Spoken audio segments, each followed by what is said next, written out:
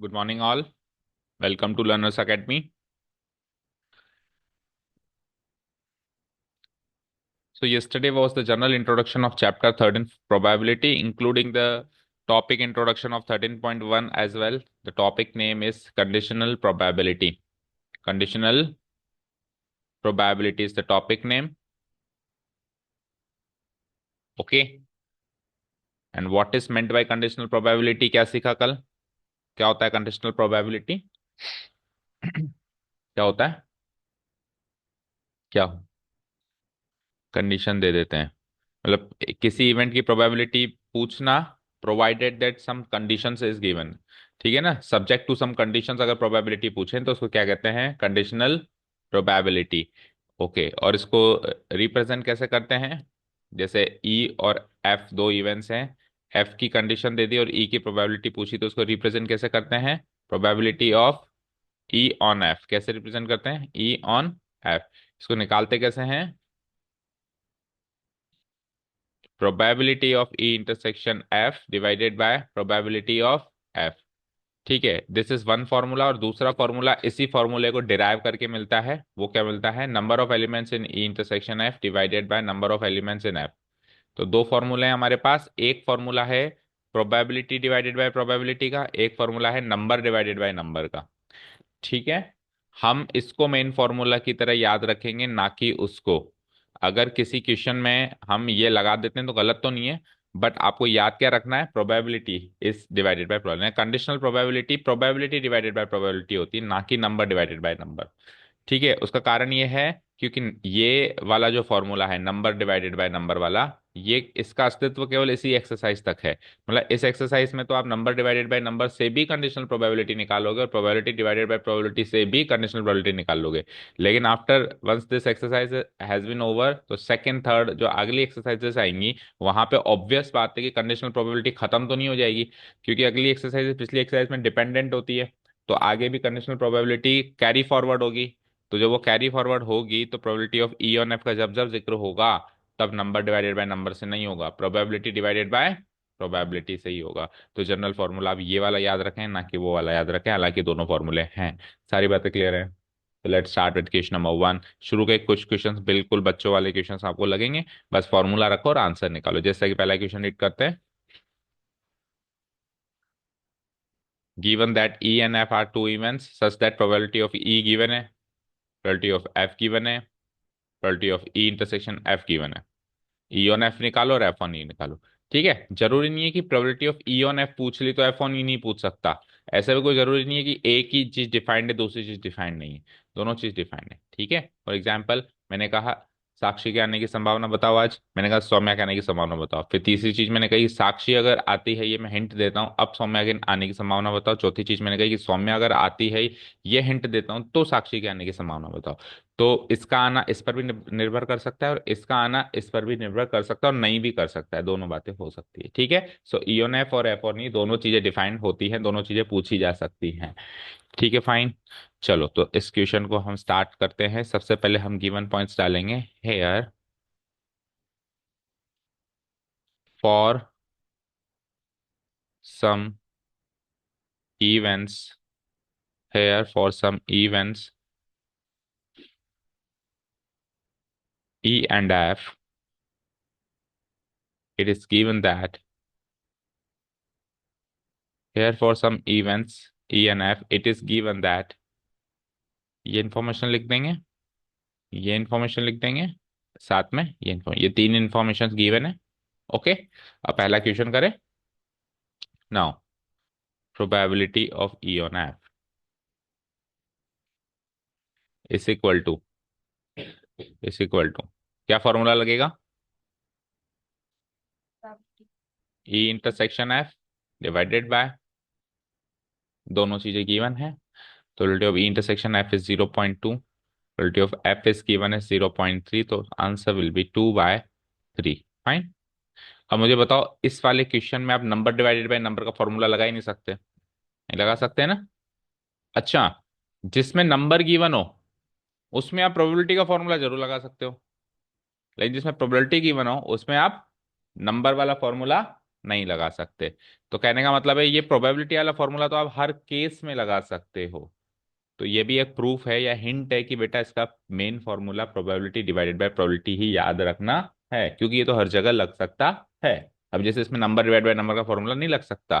क्यों? कोई कहे कि सर है ना, ये पता लगाओ कि ये 0.2 कहाँ से आया। तो 0.2 कहाँ से आया साहब? 0.2 तो बहुत सारे तरीकों से आ सकता है। 2/10 भी 0.2 होता है। बोलो होता है। 1/5 भी होता है। बोलो होता है। तो बहुत सारे तरीकों से आ सकता है। तो मैं क्यों उन सारे तरीकों को एक्सप्लोर करूं? मैं सीधे प्रोबेबिलिटी डिवाइड बाय प्रोबेबिलिटी करूंगा। ठीक है। Second question. And second question is probability of F on E. अब एफ ऑन ई का फॉर्मूला क्या बनेगा? Probability of F intersection E divided by probability of E. Okay. अब एफ इंटरसेक्शन ई और E intersection F तो एक ही चीज है, क्योंकि दोनों चीजें कॉम्यूटेटिव होती हैं। एक रीजन हम सामने डाल देंगे, because we know that E intersection F and F intersection E are commutative events. ठीक है। अब क्या है, वापस वो ई इंटरसेक्शन एफ की प्रोबेबिलिटी ऊपर रखो 0.2, लेकिन अब की बार ई की प्रोबेबिलिटी नीचे रखो, यानी 0.6। 2/6 गिव्स मी 2/6, विच अल्टीमेटली गिव्स मी 1/3। तो आंसर मैच कर लीजिए जल्दी से। 2/3 एंड 1/3। चले नेक्स्ट क्वेश्चन पे। Very easy. कोई क्वेरी नहीं है, कोई डाउट नहीं है? ठीक है। फुटवेयर पहन के आने के लिए कहा था ना अंदर मैंने। हम्म। क्या? वो कोई गारंटेड नहीं है। इन दोनों का सम बनाना गारंटेड नहीं है भाई। ये इत्तेफाक से इसमें आ रहा है। ठीक है। तो जितना हमने रूल्स में सीखा है उतना ही याद रखना है, एक्स्ट्रा नहीं करना। ओके। चले next. Okay. Compute probability of A on B if probability of B is given as this. A intersection B is given as this. ठीक है। फुटवेयर पहन के आ जाओ साक्षी, ठंड लग जाएगी। नहीं लगेगी? ओके। तो इस बार गिवन चीजें ये है। तो हमको क्या चाहिए? ए ऑन बी। बहुत इजी सा है, ए ऑन बी निकाल लो quickly.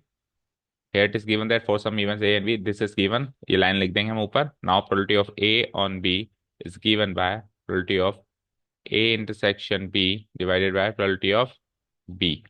This is nothing but 0.32 divided by 0.5 को 0.50 लिख दें। 32/15 यानी कि 16/25 आंसर चेक करो। या फिर 0.64 भी लिख सकते हो अगर डेसिमल में लिखना चाहो। और हमेशा प्रोबेबिलिटी कहाँ से कहाँ लाया करती है? 0 और 1 उसकी रेंज है, 0 और 1 के बीच में लाया करेगी। वन मोर थिंग, अगर प्रोबेबिलिटी डेसिमल फॉर्म में लिखनी है, फ्रैक्शन फॉर्म में लेनी है, इसका डिसीजन कैसे लेंगे? अगर पूरा पूरा कटता हो तो ही डेसिमल फॉर्म में लिखनी है, पूरा पूरा नहीं कटता हो तो फिर फ्रैक्शन फॉर्म में ही लिख के लानी। जैसे पिछले वाले क्वेश्चन में 1/3 और 2/3 था, तो I can not write it as 0.66666। Cut नहीं रहा तो आपको फ्रैक्शन में ही लिखना है। ओके। अब यहाँ पे दोनों केसेस में लिख सकते हो, ये कट भी सकता है, ऐसे भी लिख सकते हैं। Question number third. Probability of A given, probability of be given, B on A given. चलो भाई उल्टे क्वेश्चन स्टार्ट हो गए। उल्टे क्वेश्चन कैसे रहते हैं कि कंडीशनल प्रोबेबिलिटी तो गिवन है और उस पर बेस्ड दूसरी चीजें पूछ ली। ठीक है। चलो तो स्टार्ट करते हैं इसको कैसे। Here for some events A and B it is given that, first thing ये नोट कर लेंगे, सेकंड थिंग ये नोट कर लेंगे, और थर्ड चीज ये नोट कर लेंगे। इट इज गिवन दैट लिख के। ठीक है। ओके। अब probability of A intersection B चाहिए साहब मुझे। मुझे गिवन क्या है? बोलो गिवन क्या है? बियोन है। क्या गिवन है? तो जो चीज गिवन होती है उसी को तो एक्सप्लोर कर सकते हो। और क्या कर सकते हो? आपके पास क्या ऑप्शंस होते हैं? जो चीज गिवन है उसको एक्सप्लोर करो। तो आपको क्या गिवन है? बी और नहीं। तो हम क्या लिखते हैं? क्वेश्चन नंबर फर्स्ट का आंसर यहाँ से शुरू हो रहा है, मतलब क्वेश्चन नंबर फर्स्ट का यहाँ से स्टार्ट कर रहा हूँ।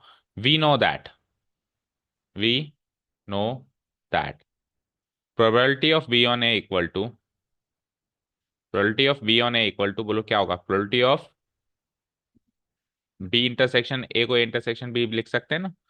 वो अब हम बार बार मेंशन नहीं करेंगे, क्योंकि एक बार मेंशन कर दिया ना। Divided by probability of B क्यों होगा? नीचे क्या आ रहा है? बी ऑन ए पूछ रहा है ना, तो नीचे हमेशा क्या आता है? नीचे वाला ही आता है। जो डिनोमिनेटर है वही तो आता है।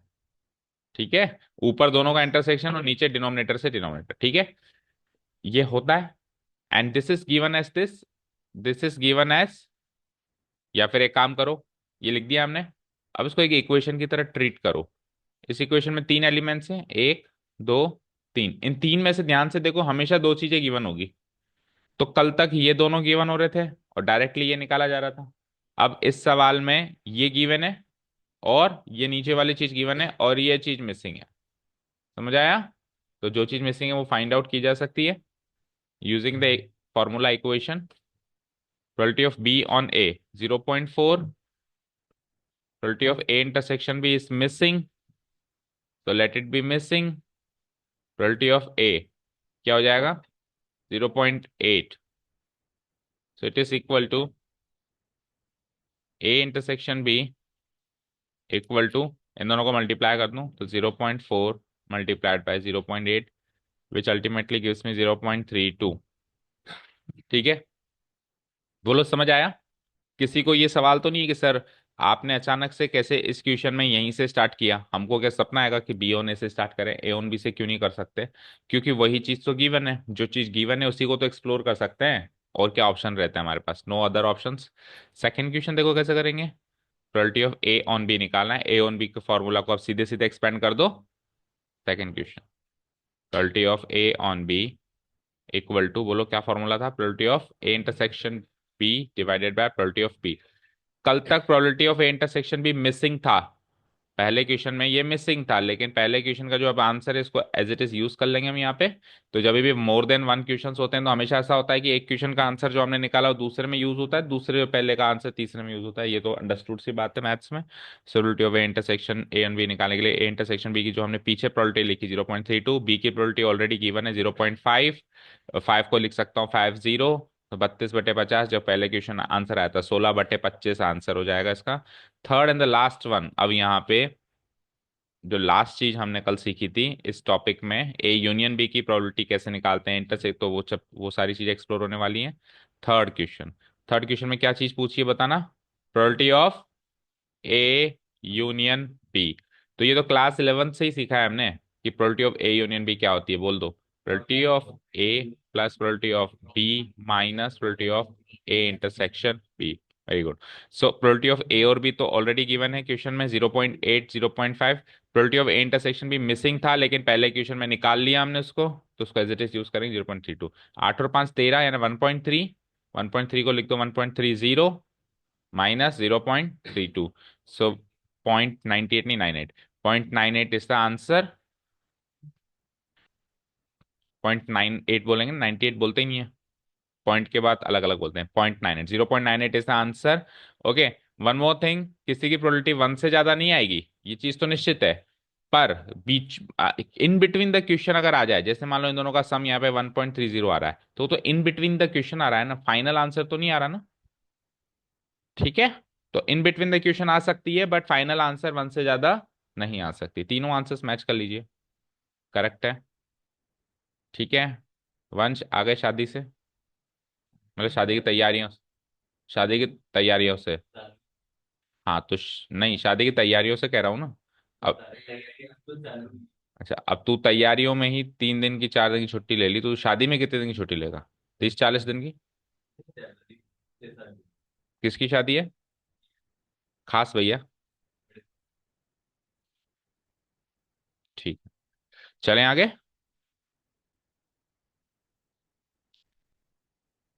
Evaluate probability of A union B. कुछ इंफॉर्मेशन गिवन है, प्रोबेबिलिटी ऑफ ए का दुगना प्रोबेबिलिटी ऑफ बी के बराबर है, और ये दोनों बराबर हैं किसके? 5/13 के।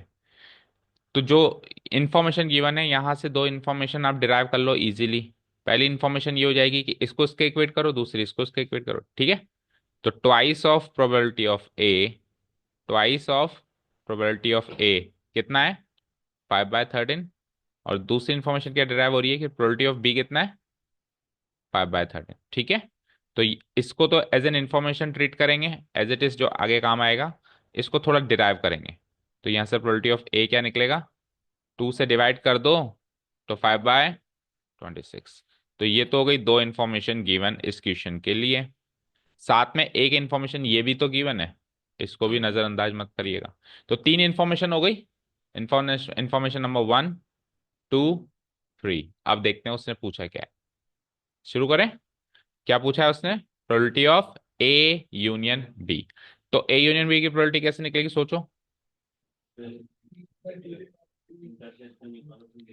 ए, probability of A probability of B minus the probability of A given, probability of B given, probability of A intersection B not given। तो इससे पहले निकाल लो, सामग्री पहले तैयार करो, ठीक है।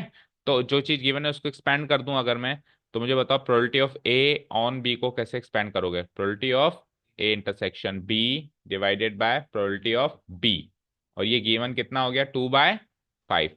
अब इसमें ए इंटरसेक्शन बी मिसिंग है, probability of A intersection B, लेकिन प्रोबेबिलिटी ऑफ बी तो गिवन है, कितनी गिवन है यहां से सेकंड इन्फॉर्मेशन से करो 5/13, and this is equal to 2/5।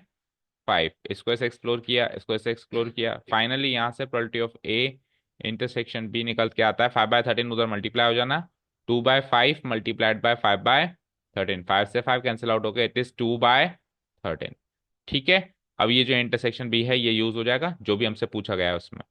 ठीक है, क्या पूछा गया था अब हमसे, now probability of A union B, जो हमने लास्ट केस में फॉर्मूला यूज किया, probability of A plus probability of B minus probability of A intersection B. So probability of A is given as, हमने डिराइव करा था 5/26। Probability of B क्या given है 5/13, और प्रोबेबिलिटी ऑफ ए इंटरसेक्शन भी अभी अभी निकाला है मैंने, क्या निकला 2/13। इसको सॉल्व करना है। सो टेकिंग 26 इज एलसीएम, ये बनता है 5 + 10 -4, 5 + 10 15 -4 gives me 11/26 is the final answer. Check करो, बताइए सारी चीजें समझ में आ रही है। ठीक है, यकीन मानिए जितने भी क्वेश्चंस अभी तक हमने किए इनमें से एक भी सवाल एग्जाम में नहीं आएगा। This is just a net practice exercise. तो छठे क्वेश्चन से स्टार्ट होगी, जब कॉइन उछालेंगे, डाइस उछालेंगे, ऐसा ना सीधे सीधे देगा प्रोबेबिलिटी ऑफ ए पकड़ लो, बी पकड़ लो, ए एन बी निकाल लो। ठीक है, हमको ये probability of A on B, जो ये जो गिवन इन्फॉर्मेशन है ये भी हमको निकालनी है, मतलब कॉइन उछालो, फिर ऐसा हुआ तो क्या होगा, वैसा हुआ तो क्या होगा। ठीक है, बट ये अभी तैयारी चल रही है ना, जब अपन अभी मेन क्वेश्चंस पे आएंगे तो ये सारी नॉलेज उस टाइम फटाफट यूं ऑन द गो हो जाए हमसे। ठीक है, क्लियर, कोई डाउट नहीं है।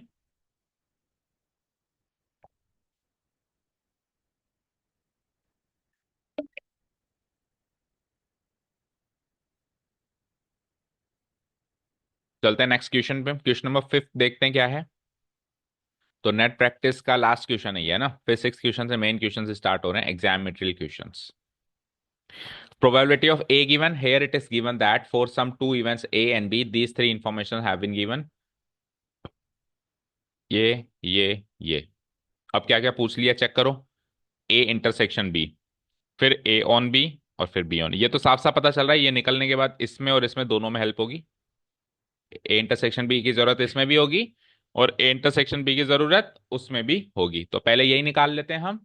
अब probability of A intersection B निकालने के लिए इस वाली इंफॉर्मेशन को करो एक्सप्लोर, इस वाली इंफॉर्मेशन को एक्सप्लोर कर लें। तो अभी अभी हमने सीखा था, बोलो probability of A union B कैसे निकालते हैं, बताओ। Probability of A plus probability of B minus probability of A intersection B, और ये कितना गिवन हो गया 7/11।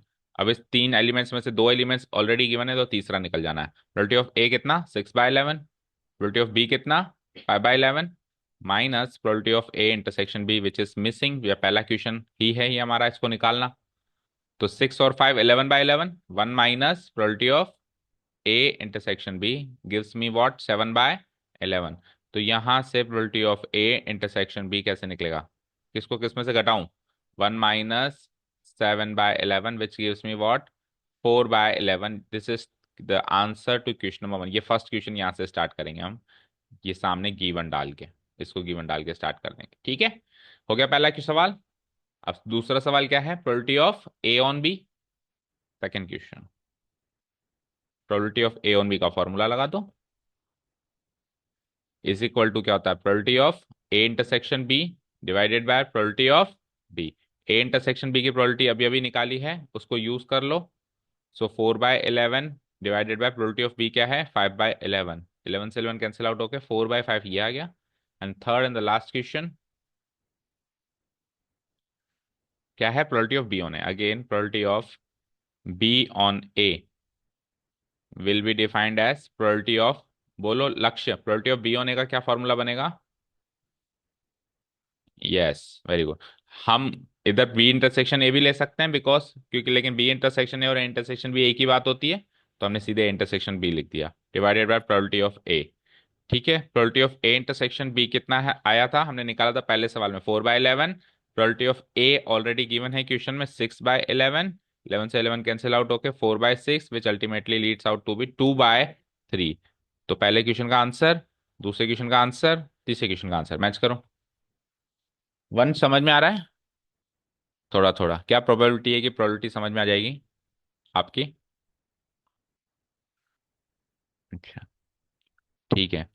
तो मेक इट 100%, क्योंकि अगर 50%, 70% यहाँ समझ में आई क्लास में, तो एग्जाम में 20-30% ही सॉल्व होगी। ठीक है, ओके। याद रखना, कल जो बात कही थी, क्या कही थी, पता भी नहीं चलेगा ये कब मोड़ ले लेगा ये चैप्टर। ठीक है, मतलब कब हाथ से फिसलने लगेगा। अभी तो सिचुएशन अंडर कंट्रोल लग रही होगी सबको कि यार सरल है, 12th क्लास की प्रोबेबिलिटी केवल हवा बना रखी है। हवा नहीं बना रखी, वाकई में है कुछ है, अभी धीरे धीरे आगे आएगा। ठीक है, मैं कभी किसी चैप्टर के लिए ऐसे बोलता नहीं हूँ, बट इसके लिए बोलना पड़ रहा है ताकि आप थोड़ा सा कंट्रोल में रहो। ओके, चले नेक्स्ट। अब आ जाओ main questions. Question number 6 to 9 के इंस्ट्रक्शंस हैं कि सब में आपको ई ऑन एफ निकालना है। 6, 7, 8, 9 यानी चार क्वेश्चंस ऐसे हैं जिसमें सब में आपको क्या निकालना है, ई ऑन एफ। और ई और एफ डिफाइंड है कैसे कैसे करके, अलग अलग तरीकों से ई और एफ डिफाइंड है। 6 to 9 की इंस्ट्रक्शन, ठीक है। छठा क्वेश्चन देखो क्या है। A coin is tossed 3 times. तो अब कॉइन को जब अपन 3 बार टॉस करेंगे, तो क्या क्या एलिमेंट्स, क्या क्या सैंपल स्पेस बनेगा, ई में क्या इवेंट स्पेस आएगा, एफ में क्या इवेंट स्पेस आएगा, ये सब सोच साच के और आपको ई ऑन एफ फाइनली निकालना है। ये सारा टास्क है अपने पास। तो सबसे पहले रैंडम एक्सपेरिमेंट क्या गिवन है, कॉइन टॉस रीजन। मैं इंट्रोड्यूस कर रहा हूँ क्वेश्चन को। Here random experiment is given, random experiment is given. यहां से एग्जाम मेटेरियल क्वेश्चन स्टार्ट हो जाते हैं ना। Of of tossing a coin, tossing a coin 3 times. तो जैसे ही हमको रैंडम एक्सपेरिमेंट गिवन हो जाएगा, तो अगला काम हम क्या करेंगे, बोलो? यस, सैंपल स्पेस ड्रॉ करेंगे if it is possible to draw. और नहीं है पॉसिबल तो सैंपल स्पेस के नंबर ऑफ एलिमेंट्स लिखेंगे। भाई टोटल उसमें एलिमेंट्स कितने होंगे, क्योंकि प्रोबेबिलिटी में नंबर ही तो चाहिए। ठीक है, तो अगर पॉसिबल है ड्रॉ करना, तो अभी जैसे एक कॉइन को नहीं, 2 कॉइन है, कितने कॉइन है, 3। नहीं, कॉइन तो एक ही है। एक कॉइन को 3 बार टॉस कर रहे हैं, बात तो वैसे एक ही है। अगर 3 कॉइन को एक साथ टॉस करें या एक कॉइन को 3 बार टॉस करें, लेकिन जो गिवन है वही लिखना है। तो एक कॉइन को 3 बार टॉस करेंगे तो पहले से ही अज्यूम करो कि कितने सैंपल पॉइंट्स बनेंगे, 8। कैसे पता लगाया? 3 3 जा 9 -1, मतलब 8 कैसे भी लाएगा तू। कल को तू ऐसे भी कहेगा 4 3 जा 12 -3, 2 का क्यूब। एक कॉइन को एक बार उछालेगा, कितने पॉसिबल आउटकम्स है, तो 3 बार उछाल रहा है तो 2 × 2 × 2 परमुटेशन कॉम्बिनेशन पढ़ा है ना 11th में। ठीक है, ऐसे तो 9 लाने के तो बहुत सारे तरीके, 4 3 जा 12 -3 भी 9 है। हाँ, सो तो हम क्या करेंगे, पहले हम नंबर ऑफ एलिमेंट्स लिखेंगे सैंपल स्पेस के, कि क्या होगा, 2 का क्यूब 8। पहले हम नंबर ऑफ एलिमेंट्स क्यों लिखेंगे, ध्यान से सुनिएगा। क्योंकि मुझे पता है कि 8 एलिमेंट्स हैं, तो अब सैंपल स्पेस ड्रॉ करने में मुझे आसानी होगी। और मुझे पता ही नहीं है कि कितने एलिमेंट्स है, तो मैं कुछ भी सोचूंगा कि यार ये भी हो सकता है, ये भी हो सकता है, कई बार ज्यादा भी बना देंगे, कई बार कम भी बना देंगे। तो पहले आप ये निकालो कि कितने एलिमेंट्स है, बाद में उसको ड्रॉ करना शुरू करो इफ इट इज पॉसिबल। जैसे 8 एलिमेंट्स का तो ड्रॉ करना पॉसिबल है ना सैंपल स्पेस। चलो ड्रॉ करो। तो नंबर ऑफ एलिमेंट्स हो गई ये, सैंपल स्पेस क्या बनेगा। तो अगर 3 बार उछाल रहे हैं तो चांसेस क्या होंगे, 3 हेड से स्टार्ट करते हैं, तीनों हेड आ सकते हैं। फिर 2 हेड और एक टेल के 3 केसेस होंगे, 2 हेड और 3 केस के 3 केसेस होंगे। HHT, अब टी को बीच में बिठाओ, HTH, फिर टी को शुरू में बिठाओ, TH। बिल्कुल सीक्वेंस में चलना है, ऐसे नहीं कि मर्जी है सर ये डाल दो वो डाल दो, तो फिर कुछ ना कुछ मिस आउट कर जाओगे, कुछ किसी को डबल काउंट कर जाओगे। तो 3 हेड्स के केसेस हो गए, 2 हेड्स के केसेस हो गए। अब एक हेड का केस, तो एक हेड का केस मैं ऐसे स्टार्ट कर रहा हूं, देखो TTH। अब H को बीच में बिठाओ, THT। अब H को स्टार्टिंग में बिठाओ, HTT। ठीक है, अब लास्ट केस क्या बनेगा, एक भी हेड नहीं आया, एक भी हेड नहीं आने, तीनों टेल, टी टी टी, समझ आया? तो ये सैंपल स्पेस में हमारे 8 एलिमेंट्स ड्रॉ हो गए, 8 सैंपल पॉइंट्स ड्रॉ हो गए। बताओ, क्लियर? अब ये तो हो गया क्वेश्चन इंट्रोडक्शन। अब सवाल क्या है? पहला सवाल है कि ई इवेंट डिफाइन है हेड ऑन थर्ड टॉस और एफ इवेंट डिफाइंड है heads on first two tosses. इसको देखते हैं। तो क्वेश्चन नंबर फर्स्ट,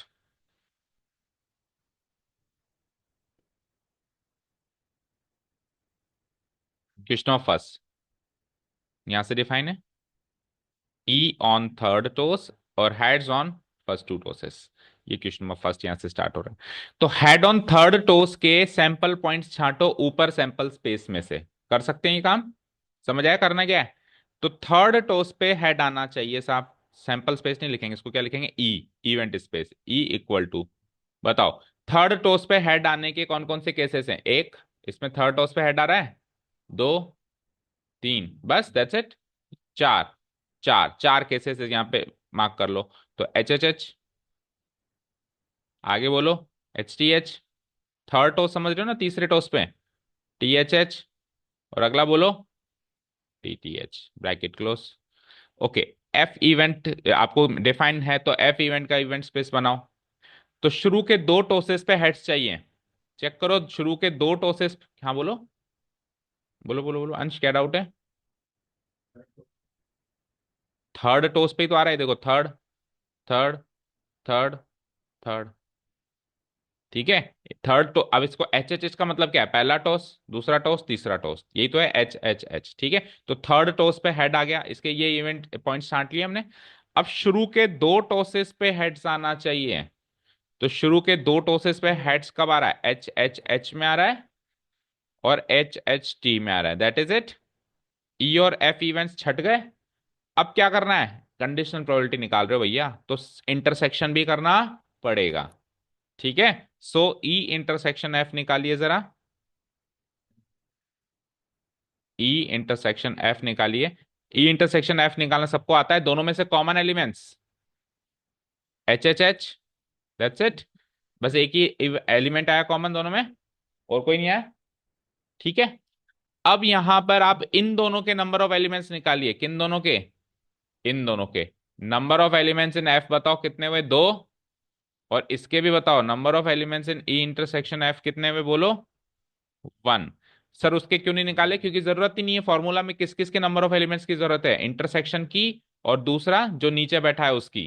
तो नीचे एफ बैठा है ई ऑन एफ में, और इंटरसेक्शन, तो इन दोनों के नंबर ऑफ एलिमेंट्स चाहिए। अब देखो, conditional probability number by number भी होती है, प्रोबेबिलिटी प्रोबेबिलिटी भी होती है। तो नंबर बाय नंबर 1/2, मुझे पता है आंसर तो 1/2 है, नंबर बाय नंबर से ही चलूं तो। बट नहीं चलना। क्या कहा मैंने? क्या?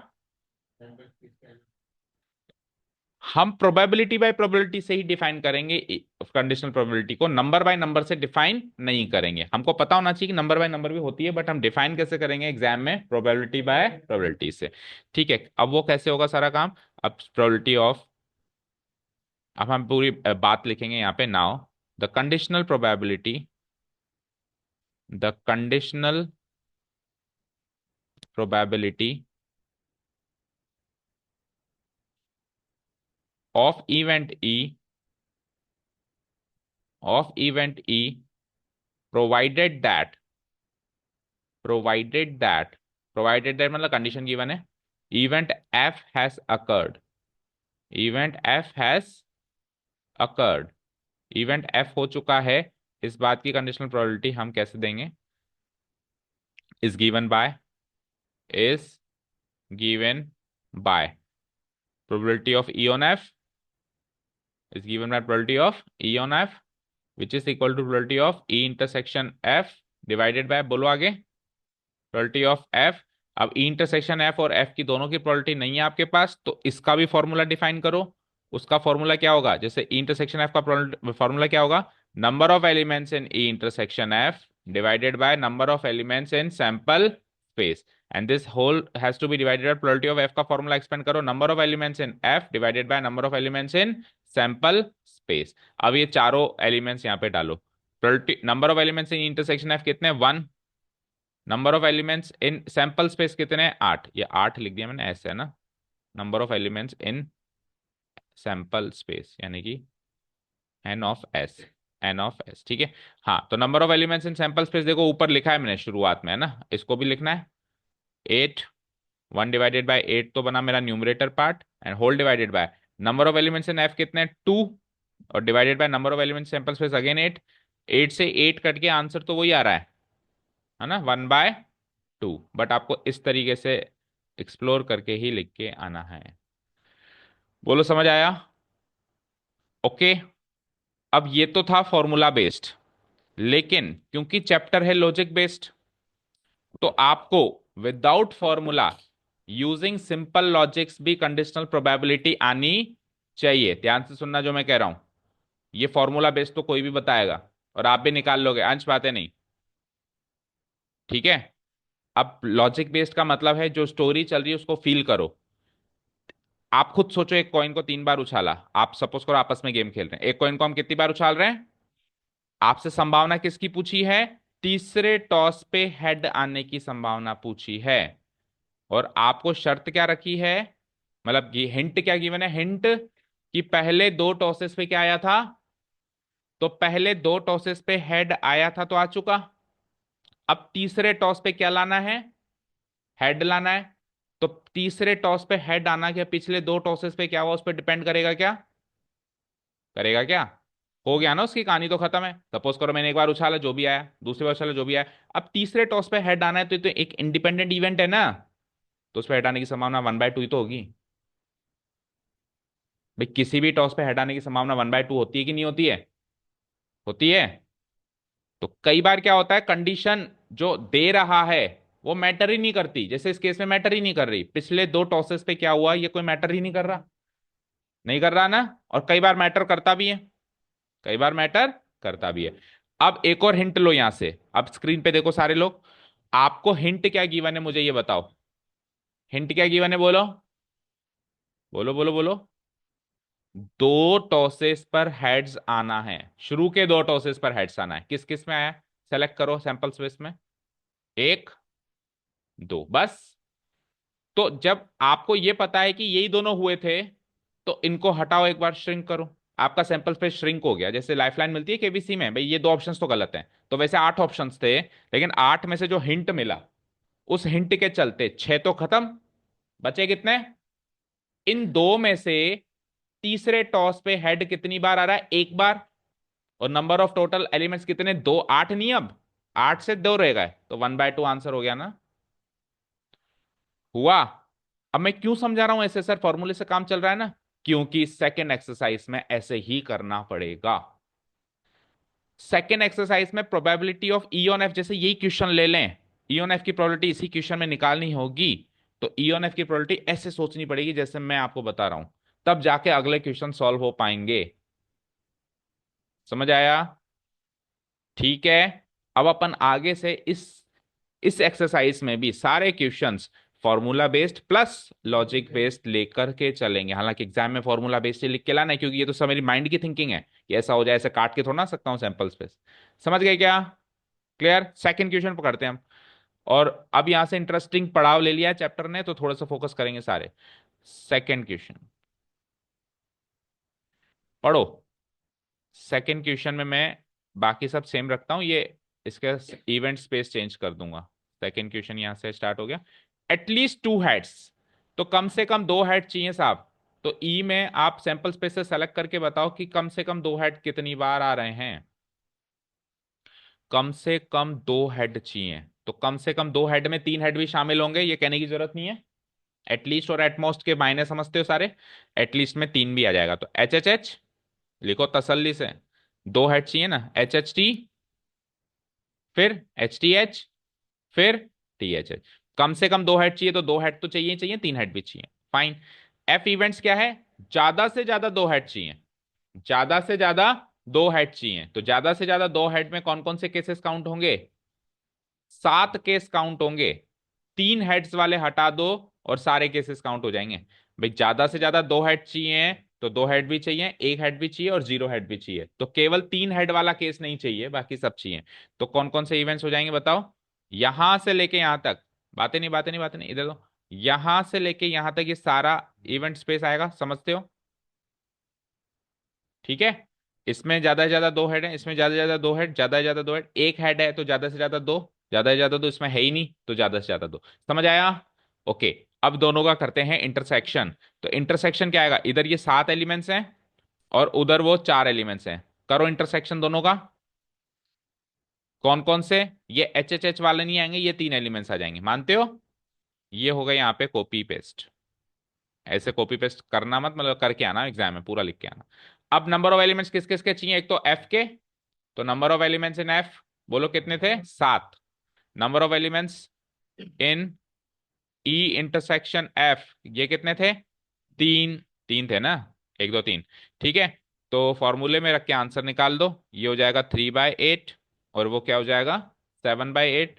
3/8 7/8, तो आंसर तो क्या आ जाता है, 3/7। और वैसे नंबर डिवाइडेड बाय नंबर से भी हमको पहले से आंसर पता था। हाँ, 3/7 नंबर डिवाइडेड बाय नंबर से भी। अच्छा, यहाँ 7 है ना, 7/8। ठीक है, नंबर डिवाइडेड बाय नंबर से भी मुझे पहले से ही आंसर पता था कि 3/7 आना है, लेकिन मैंने फॉर्मूला में रख के किया। ठीक है सर, ये तो हो गया। अब आ जाओ मेन चीज, लॉजिक। लॉजिक पे आओ, लॉजिक पे। सर फॉर्मूला वार्मूला छोड़ो, जनरल बात करते हैं अपन।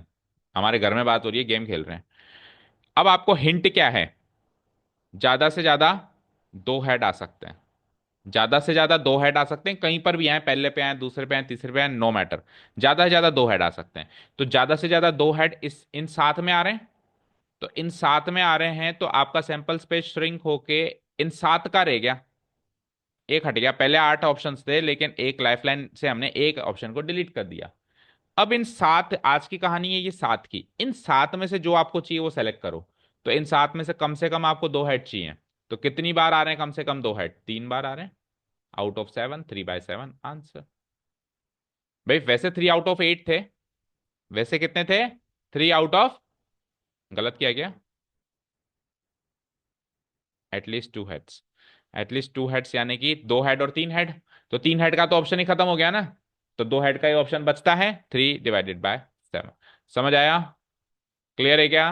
आपको अब जो हिंट है ना, उस हिंट को लेकर सैंपल स्पेस को छोटा कर देना है, तो आपकी प्रोबेबिलिटी बढ़ जाएगी एटलीस्ट, एक्चुअली, है ना।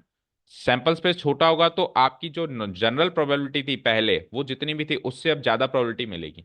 ऑब्वियस बात है, मैं कोई गेम खेल रहा हूं और कोई हिंट देके मेरे 2 ऑप्शन डिलीट कर दे, तो मेरे जीतने के चांसेस बढ़ चुके हैं। तभी तो वो उसको लाइफलाइन बोलते हो आप। अगर घट जाते तो फिर वो लाइफलाइन किस, वो उसको लाइफलाइन क्यों बोला जाता, उसको तो डेडलाइन बोला जाता है। यस, ठीक है, क्लियर।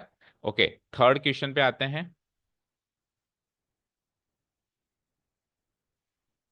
रुको, थर्ड क्वेश्चन करने दो।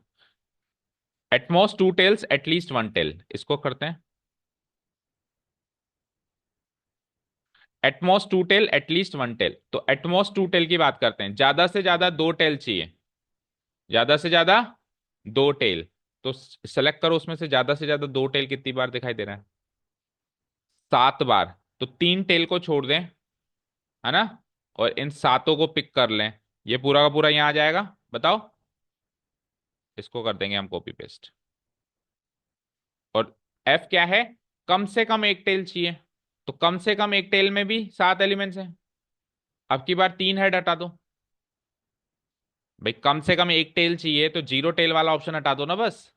तो अब की बार ये हटा दो और ये 7 ले लो, ये इधर आ जाने। समझ आ रहा है? भाई उस ई में तो क्या हट गया, टी टी टी हट गया। और एफ में क्या हट गया, एच एच एच हट गया। ओके, तो ई इंटरसेक्शन एफ में 6 एलिमेंट्स हो जाएंगे।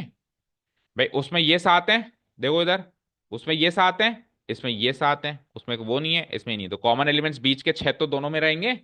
तो ये जो बीच का जो 6 का ब्लॉक है, ये वाला, ये आ जाएगा आपका कॉमन एलिमेंट्स में, यहां से लेकर यहां तक ही आ जाएगा आपका। ठीक है, okay.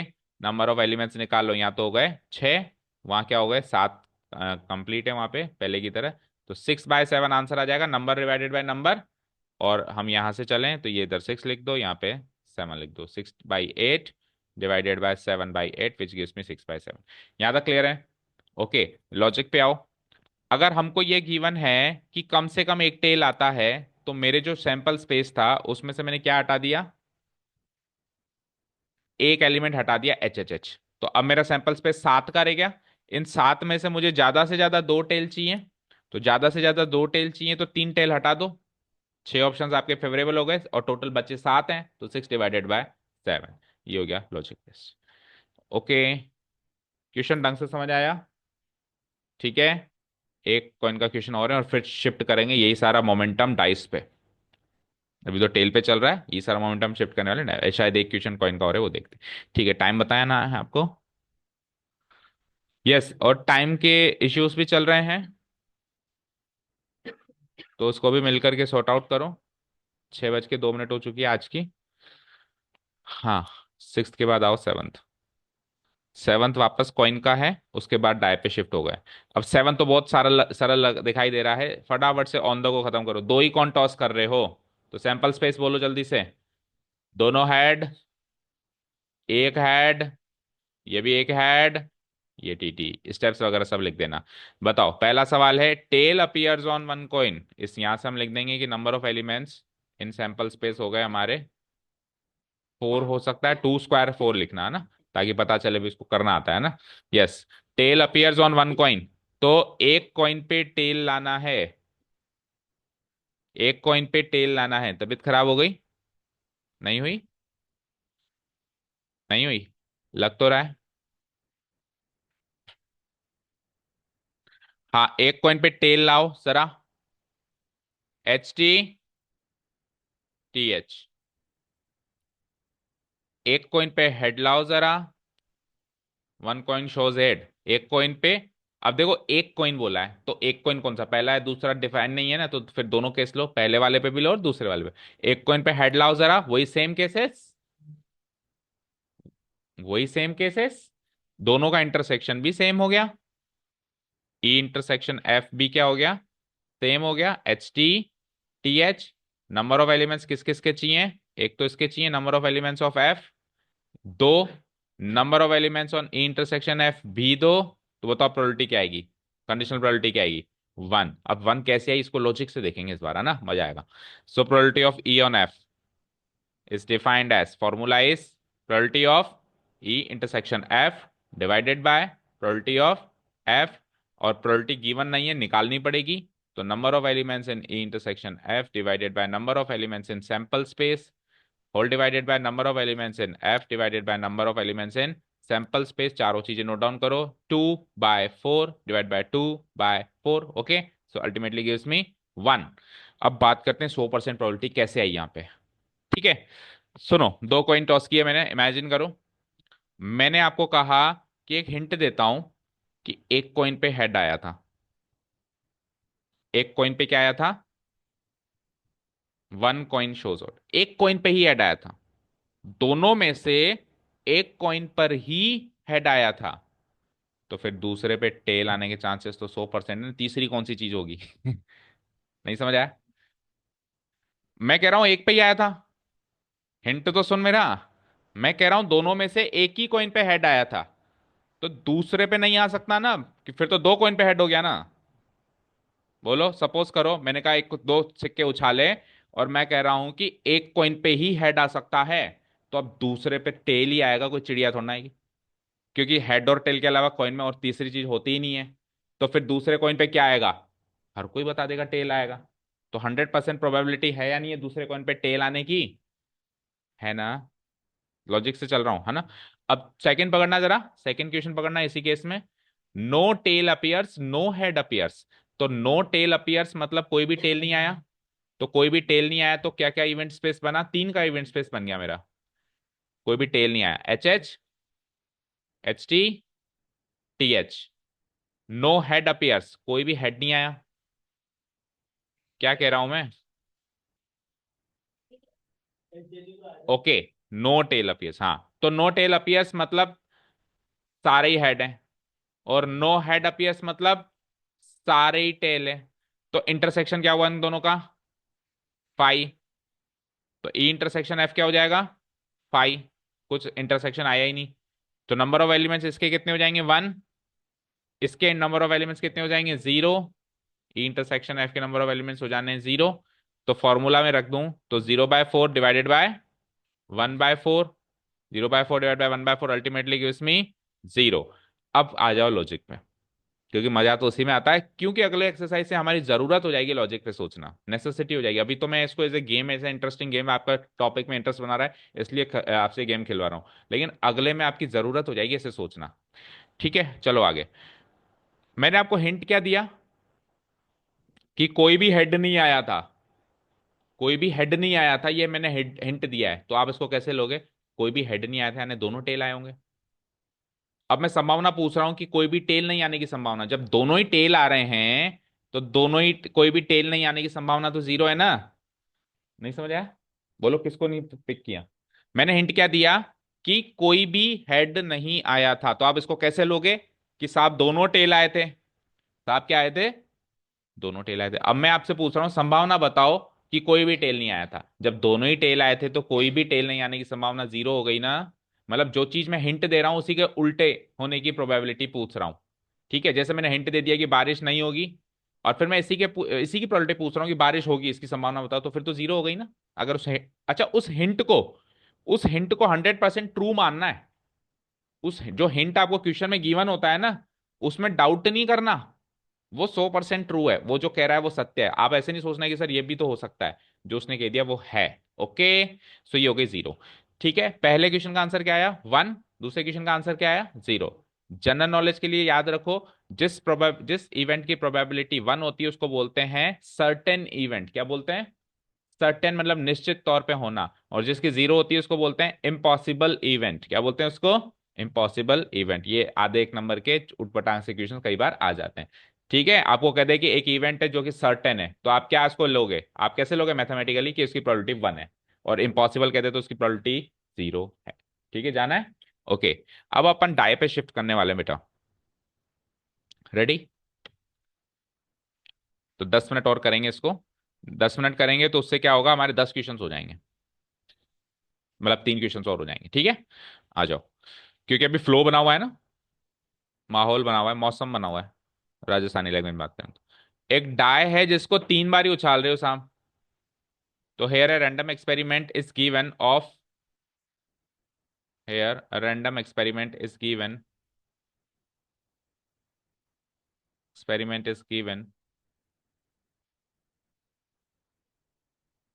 Of throwing a die. Die समझते हो ना क्या? डाइस। डाइस और डाई में क्या डिफरेंस है?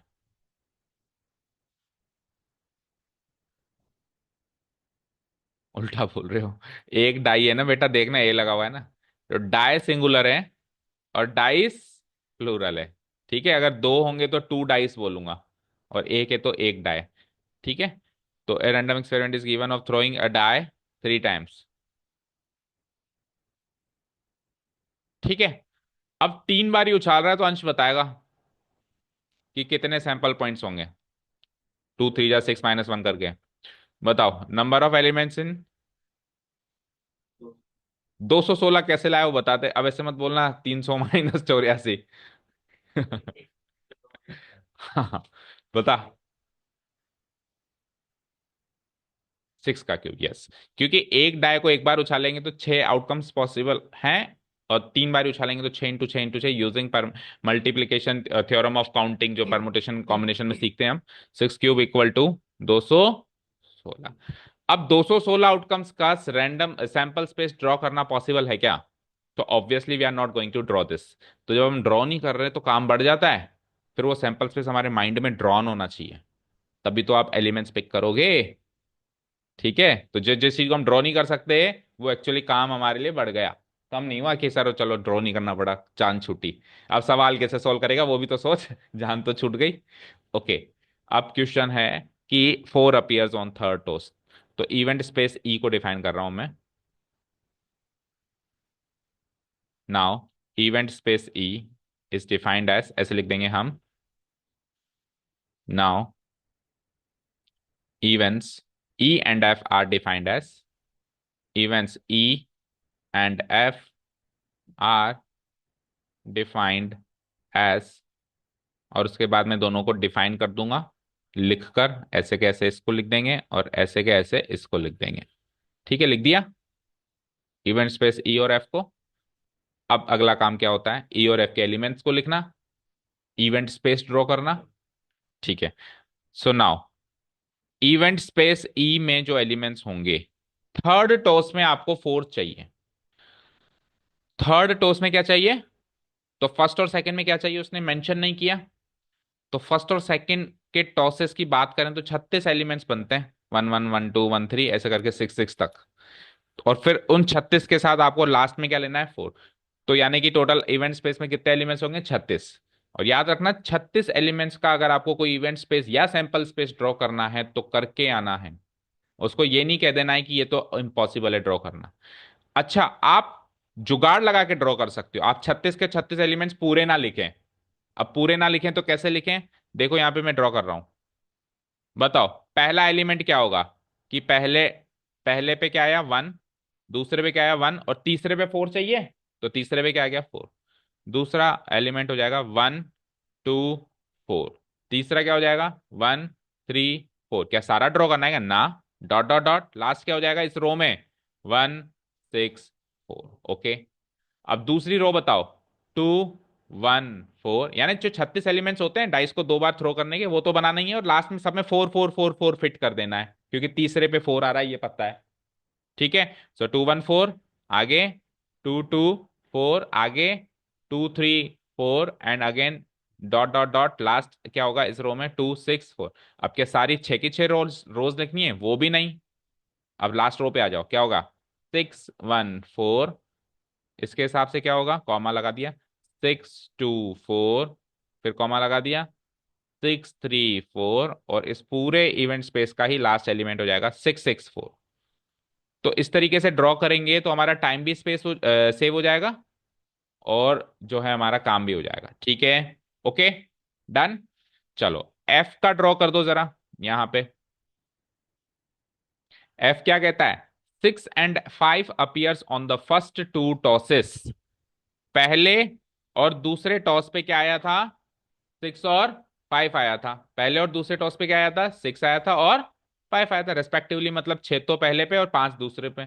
तो फिर तीसरे पे क्या आया था नहीं पता, तो तीसरे पे अगेन क्या आ सकता है, 1 2 3 4 5 6। तो 6 5 1 ये तो इजीली ड्रॉ हो जाएगा, 6 5 2, 6 5 3, 6 5 4, 6 5 5 एंड व्हाट, 6 5 6।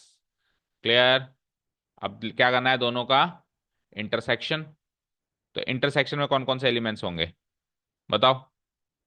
दोनों में देखो कॉमन क्या है, 6 से ज्यादा तो हो नहीं सकते। 6 से ज्यादा तो हो नहीं सकते क्योंकि इधर 6 हैं और इधर 36 हैं, तो 6 और 36 में 6 से ज्यादा तो हो नहीं सकते। तो 6 और सारे के सारे 6 ऐसा भी जरूरी नहीं है। वंश देखो क्या कॉमन है, कि- क्योंकि सारे एलिमेंट्स छुपे हैं, तो आप देखो 6 5 वाले एलिमेंट्स चाहिए। तो जब पहला एलिमेंट ही 6 है, पहला एलिमेंट क्या है 6, तो ऑब्वियसली लास्ट रो का लेना देना है। अब लास्ट रो में और इसमें क्या कॉमन दिखाई देगा आपको, 6 5 4 ही कॉमन दिखाई देगा, तो एक ही एलिमेंट आया। अब इसको ऐसे मत लिख देना, देखो स्क्रीन पे देखो, इसको ऐसे मत लिख देना 6 5 4, गलत है ना। ब्रैकेट भी लगाना है, ऐसा नहीं कि एक ही है तो वो अंदर वाला ब्रैकेट खा गए। ठीक है। चलो नंबर ऑफ एलिमेंट्स किस किस के चाहिए, दो इवेंट्स के चाहिए। एक तो इंटरसेक्शन एफ, कितने हो गए एक, और एक किसके चाहिए, एफ के कितने हो गए 6। चलो यूजिंग प्रोबेबिलिटी निकालते हैं हम। Probability of E on F equal to वही फॉर्मूला, घिसा पिटा, E intersection F divided by probability of F. और अगेन इसको भी नंबर ऑफ एलिमेंट्स वाले फॉर्मूला में तब्दील करेंगे। Number of elements in intersection F divided by number of elements in sample space, नीचे number of elements of F divided by number of elements of sample space. तो intersection F के elements हैं 1, divided by number of elements sample space कितने हैं 216, और इधर 6 divided by 216। So final answer is 1/6। यहां तक क्लियर है। अब चलें किस पे, लॉजिक। तो क्या हिंट था हमको, 3 बार टॉस कॉइन को टॉस कर रहे हैं, तो हिंट क्या था, पहले पे 6 आया था ये पक्की बात है, दूसरे पे 5 आया था ये पक्की बात है। तो अब जब तीसरे पे जो भी लाना है, तो डाइस अगर मेरे पास एक है उसको मैंने उछाला, तो इसका फर्क पड़ेगा क्या भाई दूसरे पे क्या आएगा। दूसरी बार उछाल रहा हूं तो उसको फर्क पड़ेगा क्या पहले क्या आया था, और तीसरी बार उछाल रहा हूं तो उसको फर्क पड़ेगा क्या पिछले दो पे क्या आया था।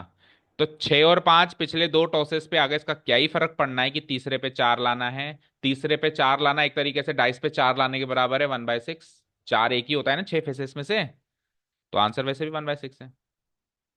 समझ गए क्या? दोबारा बताएं। देखो मैंने कहा, सपोज करो हम दोनों गेम खेल रहे हैं ना। अब मैंने कहा कि डाइस को एक बार उछालें, 4 लाने की प्रोबेबिलिटी बताओ बताओ। डाइस को एक बार ही उछाल रहा हूं मैं, 4 लाने की प्रोबेबिलिटी बताओ, 1/6। अब मैं 3 बार उछाल रहा हूं, तो 3 बार उछाल रहा हूं, तो तीसरी बार मैं 4 लाने की प्रोबेबिलिटी बताओ। तो आप क्या ये सोचोगे पहले दूसरे पे क्या आया था? अभी भी 1/6। तो जो मैंने हिंट दिया, वो हिंट एक्चुअली किसी काम का नहीं है। आप तो सीधे ही तीसरे टॉस पे 4 लाने की प्रोबेबिलिटी, मतलब ऐसे काम का नहीं, ऐसे नहीं कह सकते। इसका प्रभाव नहीं पड़ रहा है। जो एफ इवेंट हुआ, वो यहाँ पे ई इवेंट को मैटर नहीं कर रहा, फर्क नहीं पड़ रहा ई इवेंट को एफ इवेंट के होने से। तो ई इवेंट, अगर मैं थर्ड टॉस की जगह सिंगल टॉस की बात करता, तो सिंगल टॉस पे 4 आने की प्रोबेबिलिटी 1/6 होती है। अभी भी 1/6 ही हो रही है, क्योंकि पहले दूसरे टॉस पे क्या हुआ, इसको तीसरे से कोई फर्क नहीं पड़ता। ओके, समझ आया? अब अभी कौन सा क्वेश्चन किया हमने? 8। अब अपन एक काम करते हैं, सुनो। अभी अपन इसी फेज में हैं, तो नाइन्थ को छोड़ के पहले 10th करते हैं, फिर चलेंगे लास्ट क्वेश्चन नाइन्थ पे। अब दो ही डाइज है मेरे पास बेटा, कितने डाइज हैं? तो थोड़ा सा इसको मैं डायरेक्ट भी कर रहा हूं विदाउट स्टेप्स। पहला डाइस ब्लैक है, दूसरा डाइस रेड है। तो जब ब्लैक और रेड डाइस को हम स्क्रॉल करते हैं या रोल करते हैं, तो सैंपल स्पेस जो बनेगा वही 36 एलिमेंट्स का बनेगा, जो हम बनाते आ रहे हैं क्लास 10 से। तो 36 एलिमेंट्स का कैसे बनेगा, जुगाड़ करके बनाओ। 1,1, 1,2 and so on up to 1,6। देखो कॉमा दो जगह लगाना, जब आप डॉट डॉट डॉट लगा रहे हो, यहां पर भी लगाना और यहां पर भी लगाना, ठीक है। उसके बाद सेकंड रो बना दो, 2,1, 2,2 अप टू 2,6। और सीधे लास्ट रो बना दो फिर, 6,1, 6,2 end up to what, 6,6। Sample space closed. Now अब क्या चाहिए? अच्छा, इसमें ये फिक्स कर लेना कि पहला वाला ब्लैक है सारे में, सारे इवेंट्स में, और दूसरा वाला क्या है, रेड है। ये एक बार में फिक्स कर लेना। आपकी मर्जी आप कैसे फिक्स करो, आप पहला वाला रेड दूसरा ब्लैक भी फिक्स कर, लेकिन जो आपने फिक्स कर दिया थ्रू आउट द क्वेश्चन वही फिक्स रहेगा, बीच में बदल नहीं सकते। ठीक है, चलें आगे।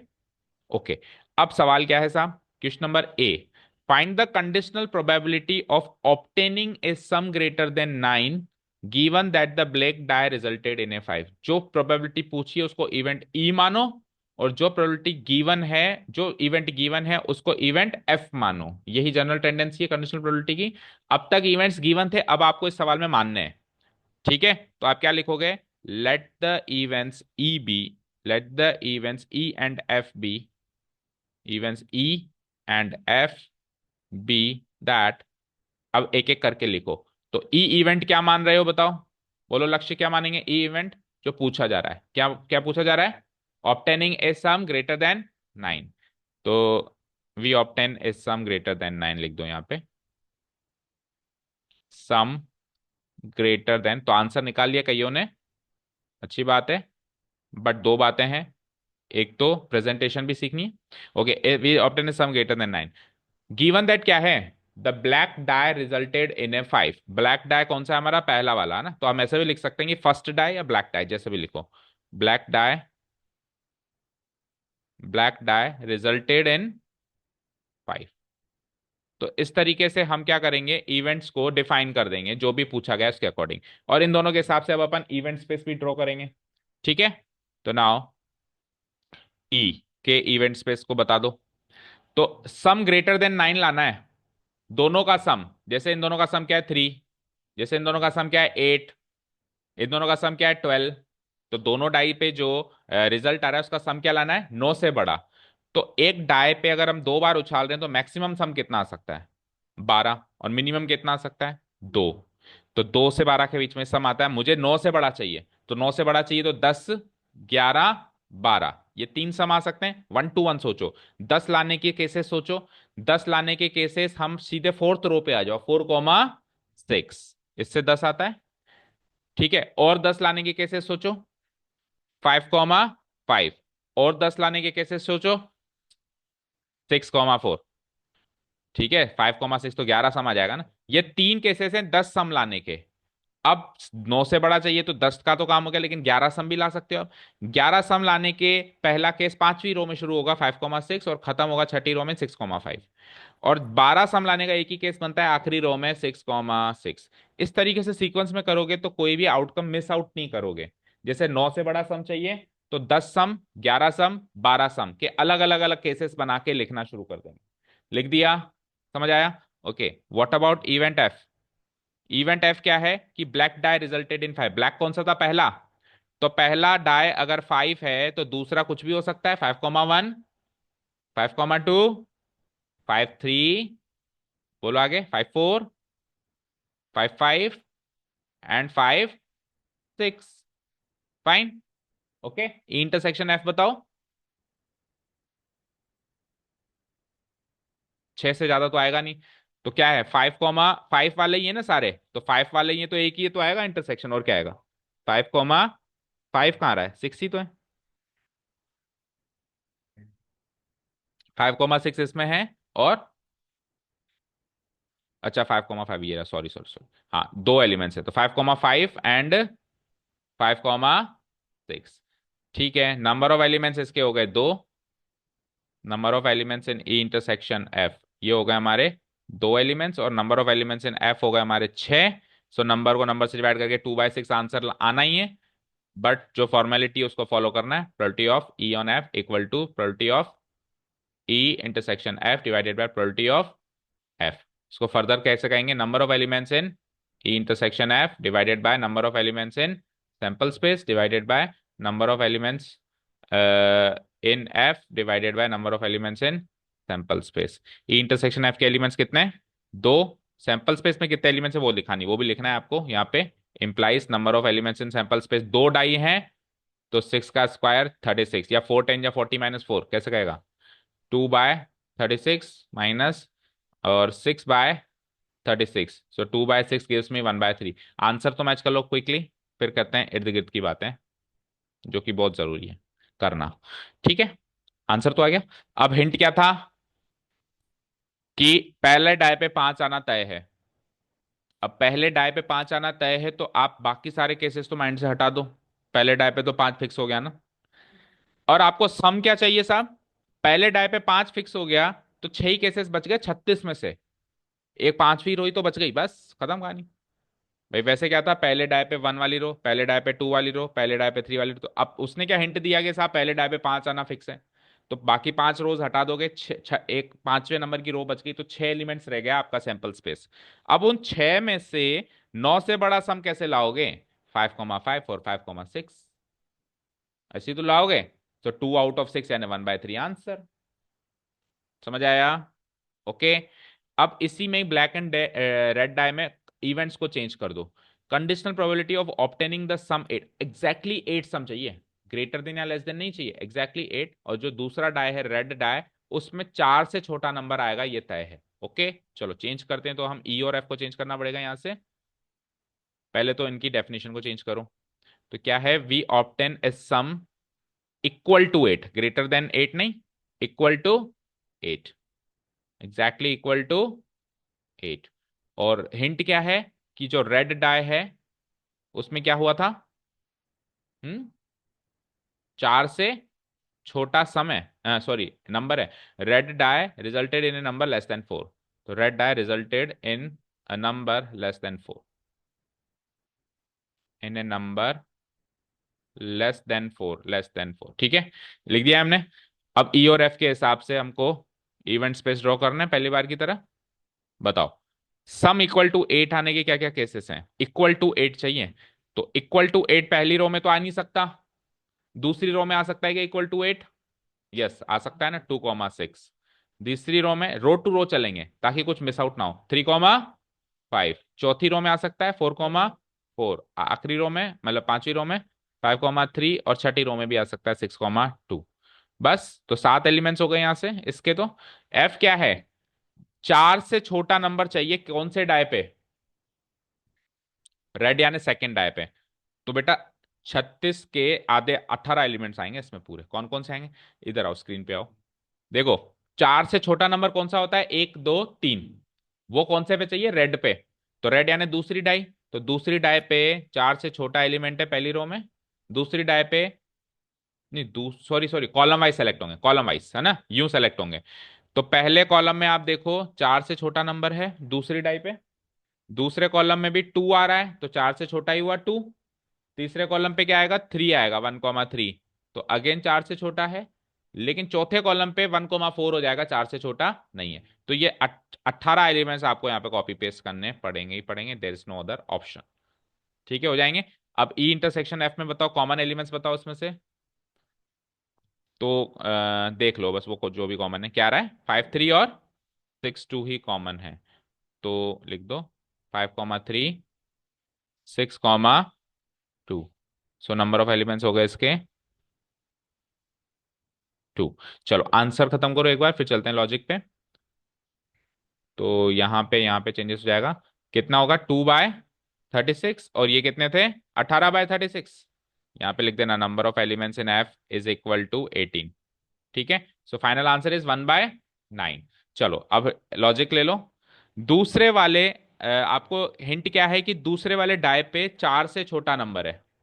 दूसरे वाले डाय पे क्या है, 4 से छोटा नंबर है। और आपको सम क्या चाहिए, 8। तो 4 से छोटा है तो 1 2 3 होगा। तो 1 2 3 होगा तो 8 से बड़ा सम कैसे लाऊं, ये तो सवाल है। तो 1 2 3 की मदद से 8 से बड़ा सम चाहिए। ओके, सॉरी इक्वल टू 8 चाहिए, सम ऑब्टेनिंग द सम 8। ठीक है, तो 1 2 3 की मदद से सम 8 चाहिए। तो आप सोचो कि जब 1 फिक्स करूं तो सम 8 आने का कोई चांस ही नहीं है, क्योंकि 7 तो आता ही नहीं डाइस पे। 2 फिक्स करूं तो सम 8 आने के कितने चांसेस हैं, एक ही है, 6। और फिर उसके बाद फिर मैं क्या करूं, 3 फिक्स करूं तो गलत क्यों हुआ, रुक जाएगा। Red die resulted in a number less than 4। ठीक है, तो सेकेंड वाले डाई पे क्या क्या क्या केसेस हो गए, 18 केस रह गए। क्या क्या हो सकता है, 1 2 3, 18 केसेस में से, ये 18 केसेस में से सेलेक्ट कौन कौन से हो रहे हैं ये चेक करना है अब अपने को, है ना। तो 18 केसेस में से 1 को फिक्स करूं तो कोई सेलेक्ट नहीं हो रहा, 2 को फिक्स करूं तो एक सेलेक्ट हो रहा है, सम 8 आने का 6,2, और 3 को फिक्स करूं तो एक सेलेक्ट हो रहा है 5,3। तो 18 में से दो ही सेलेक्ट हो रहे हैं, 2/18 इक्वल टू 1/9 हो गया। ठीक है, 18 में से दो ही सेलेक्ट हो रहे हैं, सम इक्वल टू 8 आने के। क्लियर है क्या, लक्ष्य क्लियर है। हाँ, दोबारा देखो, टोटल 36 केस है। दूसरे में आपको 4 से छोटा नंबर चाहिए, तो क्या क्या होता है 4 से छोटा नंबर, 1 2 3। यानी दूसरे वाले डाय पे या तो 1 आएगा, या 2 आएगा, या 3 आएगा। ये चीज निश्चित है, पक्की बात है, ये तो होगा ही होगा। अब आपको दोनों का सम कितना करना है, 8। तो अगर मैं दूसरे डाय पे 1 को फिक्स करूं तो सम 8 ला सकते हो क्या, नहीं। दूसरे डाय पे 2 को फिक्स करूं तो सम 8 आएगा, कैसे, 6,2 एक बार। दूसरे डाय पे को तो मैं 3 पे फिक्स करूं तो सम आएगा 5 5,3। तो सेलेक्ट तो दो ही हुए टोटल 18 में से। 1 2 3 रखने के 18 केसेस हैं, उसमें सेलेक्ट दो ही हो रहे हैं, तो 2 आउट ऑफ 18 यानी कि 1/। क्लियर है क्या, चल सकते हैं आगे, बोलो। ओके, एक लास्ट क्वेश्चन करेंगे हम, क्वेश्चन नंबर 9 देखो। अब डाइस और इसमें से बाहर आओ, और सवाल देखो। मदर फादर एंड सन, माता पिता और बेटा, तीनों लाइनअप करते हैं randomly for a family picture. Family picture के लिए रैंडमली लाइनअप करते हैं, यानी कोई कहीं भी फिट हो सकता है, ये यहाँ पे मदर बीच में, फादर बगल में, या फादर बीच में, या बेटा बगल में, इस तरीके से लाइनअप कर रहे हैं वो। ओके, अब क्या आपको इवेंट्स क्या गिवन है कि सन को वन एंड पे लाना है, इवेंट ई है, और फादर को मिडिल पे लाना है, ये इवेंट एफ है। यानी ये तो हिंट है, या तो हिंट है कि फादर जी मिडिल पे खड़े हैं, तो क्या संभावना है कि सन के एक कोने पे खड़ा है, पूरी पूरी संभावना है। देखो, 3 लोग हैं, 3 लोग हैं, पिताजी बीच में खड़े हैं ये तो पता है, तो पिताजी के ऊपर जाके थोड़ा ना खड़ा होगा बेटा, बगल में ही खड़ा होगा कहीं ना कहीं, या तो इस बगल में खड़ा होगा या इस बगल। अब पूछ क्या रहा है, क्या संभावना है कि बेटा जो है किसी भी एक कोने पे खड़ा है, किसी भी एक एंड पे खड़ा है, इस एंड पे भी खड़ा हो सकता है, इस एंड पे भी। पूरी पूरी संभावना है, क्योंकि पिताजी बीच वाली स्पोर्ट लेके खड़े हो गए, साहब मेरी जगह कोई नहीं आया, मैं बीच में ही रहूंगा। Okay, clear. सो 100% चांसेस का आंसर 1 आएगा, आएगा नहीं आएगा, आएगा ना। ये तो हो गया लॉजिक बेस्ड। देखो अब लॉजिक बेस्ड सोचना इतना जरूरी है, मान लो एमसीक्यू में आ जाए तो कुछ करना ही नहीं था, ऐसे सोच के 1 आंसर में टिक मार्क कर देता। ठीक है, अब आप उसको प्रेजेंट कैसे करेंगे, ओके देखो कैसे प्रेजेंट करेंगे। रैंडम, इसका सैंपल्स पे सोचना इंटरेस्टिंग होगा ना।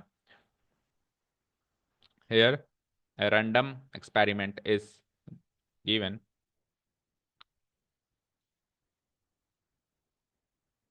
is given of of lining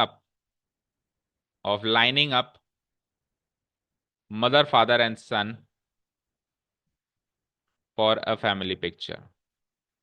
ये हो गया रैंडम एक्सपेरिमेंट गिवन। सो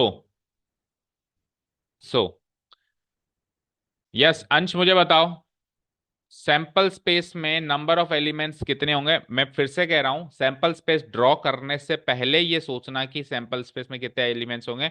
उसकी मदद से आप सैंपल स्पेस बेहतर ड्रॉ कर पाओगे, क्योंकि आपको पता होगा कि इतने एलिमेंट्स ड्रॉ करने हैं। पहले ही बनाने मत शुरू कर देना, नहीं तो गलती करोगे। तो बताओ कितने एलिमेंट्स होंगे सैंपल स्पेस में, बोलो। 6 होंगे। ये कैसे पता किया वो बताओ। ऐसे मत कहना कि सैंपल पॉइंट्स को गिन के पता किया, फिर तो फिर पहले ही ड्रॉ कर ले। अगर गिन के ही पता कर रहा है तो कुछ और लॉजिक से, यूजिंग परमुटेशन एंड कॉम्बिनेशन कैसे पता करोगे कि सैंपल स्पेस में 6 एलिमेंट्स होंगे, बोलो प्रियांशु, बोलो। 3 फैक्टोरियल कह सकते हो, या फिर 3p3। टोटल एलिमेंट्स कितने हैं? 3। अरेंज भी कितने करने हैं? 3। और जब सीक्वेंस मैटर करता है तो परमुटेशन, सीक्वेंस मैटर नहीं करता है तो कॉम्बिनेशन। तो यहाँ पे तो सीक्वेंस मैटर कर रहा है ना, पहले पे कौन, दूसरे पे कौन, तीसरे पे कौन। टोटल लोग कितने हैं? 3। अरेंज भी कितने करने हैं? 3। तो 3p3 बोले तो 3 factorial divide by 0 factorial, 3 - 3 factorial. This is equal to 3 × 2 × 1। यहां से 6 आ गया। तो पर प्रोबेबिलिटी एक्चुअली आपके परमुटेशन कॉम्बिनेशन को एंड तक आते आते पूरा रिवाइज करवा देगी, ये गारंटी है। हालांकि बर्नौली ट्रायल्स वाली एक्सरसाइज कट गई, अगर वो आ जाती तो आपका परमुटेशन कॉम्बिनेशन इसी चैप्टर में रिवाइज हो जाता, फायदा हो जाता उल्टा। पूरा रिवाइज हो जाता पूरा। इतना तो आपने परमुटेशन कॉम्बिनेशन में भी नहीं पढ़ा होगा जितना बर्नौली ट्रायल पढ़ा देता है। लेकिन वो कट गया दुर्भाग्यवश। फिर भी थोड़ा बहुत देखो रिपीट हो रहा है, आगे चले। अब आपको पता है कि 6 एलिमेंट्स ड्रॉ करने हैं, तो अब आप बेहतर तरीके से ड्रॉ कर सकते हैं। करें? तो कहीं से भी स्टार्ट कर दो, जैसा आपको मन करे। ये लो साहब, फादर, पहले बच्चे को बीच में रखो, सन, मदर। अब फादर मदर को शफल कर दो, तो मदर, सन, फादर। अब सन को बीच में से हटाओ, फादर को बीच में फिट करो, सन, फादर, मदर। अब मदर सन को एक्सचेंज करो, तो मदर, फादर, सन। अब मदर कहेगी मुझे भी एक बार बीच में लाओ, तो फादर, मदर, सन। अब वापस सन, मदर एंड फादर। इसके अलावा तो कुछ हो ही नहीं सकता। तो देखो बेहतर तरीके से ड्रॉ कर पाया, क्योंकि मुझे कॉन्फिडेंस था कि 6 ही ड्रॉ करने हैं। और नहीं पता होता कि 6 ड्रॉ करने तो शायद 7वां 8वां 9वां कुछ भी ड्रॉ कर लेता, फिर मैं कई बार रिपीट भी कर लेते हैं, ठीक है। Okay that's it. Number of elements in sample space is 6। अच्छा वो तो लिख दिया, सॉरी वो तो पहले लिख दिया।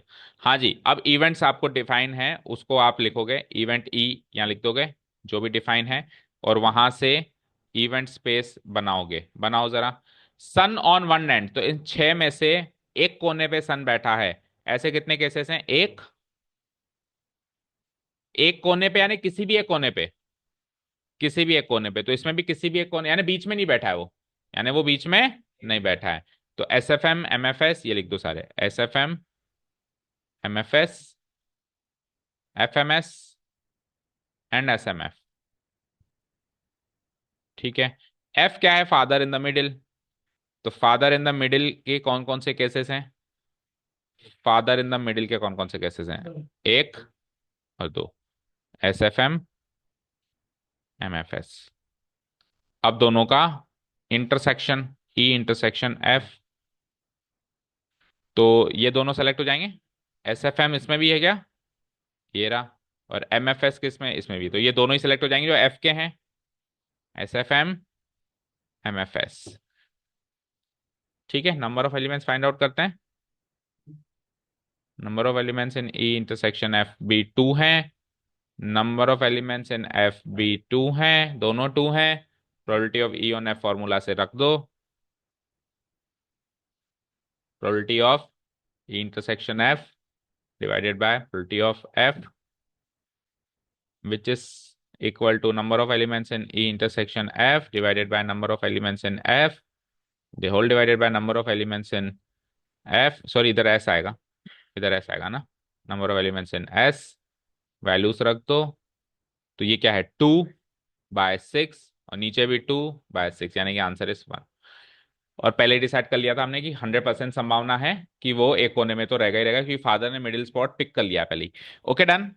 कंडीशनल प्रोबेबिलिटी समझ में आई फर्स्ट इंप्रेशन में, एक्सरसाइज समझ में आई, लॉजिक समझ में आए, ठीक है। Not only the formula, story क्या चल रही है वो भी समझ में आई। ठीक है, तो अब कंडीशनल प्रोबेबिलिटी के बचे हुए कुछ एक क्वेश्चंस हैं वो हम कल करेंगे। और अगर समय बचता है तो फिर नेक्स्ट टॉपिक भी इंट्रोड्यूस कल ही कर दें, क्योंकि सवाल अब कम बचते हैं, शायद कितने बचते हैं? 6 बचते हैं। ठीक है, 7 हैं। चलो देखें, चलो देखेंगे जो भी है ना। ओके, कर दें close. Okay, thank you so much for listening to us, have a nice day, keep learning and